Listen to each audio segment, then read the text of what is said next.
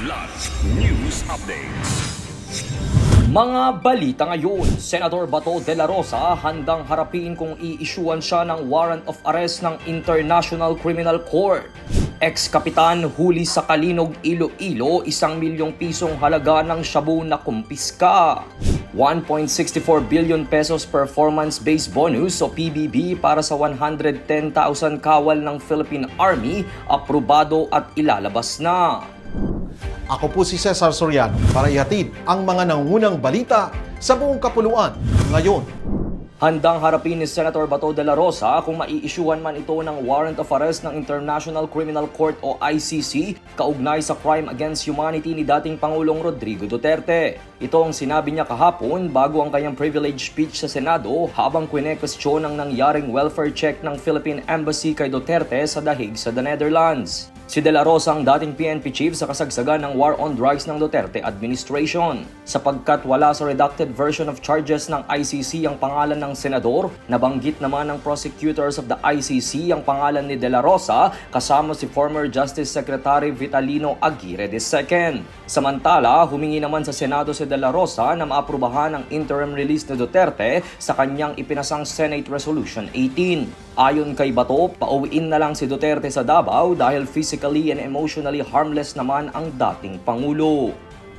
Arestado ng pulisya ang dating kapitan at kasalukuyang empleyado ng Kalinog LGU matapos makuhanan ng 1.05 milyong pisong halaga ng hinihinalang shabu sa Barangay Bahe, San Julian, Kalinog, Iloilo kaninang umaga. Kinilalang suspect ni si alias Osing, 41 anyos, residente ng Barangay Owak at itinuturing na high-value individual sa drug watch list. Nakumpiska mula sa kanya ang 155 grams ng suspected shabu na tinatayang nagkakahalaga ng 1,054,000 pesos. Nasa kustodiya na siya ng Kalinog Municipal Police Station at kakasuhan sa paglabag sa Republic Act 9165 o ang Comprehensive Dangerous Drugs Act of 2002. Inaprubahan ni Department of Budget and Management o DBM Secretary Amena Pangandaman ang paglalabas ng 1.64 billion pesos para sa 2023 Performance-Based Bonus o PBB ng mahigit 110,000 na kwalipikadong opisyal at kawani ng Philippine Army.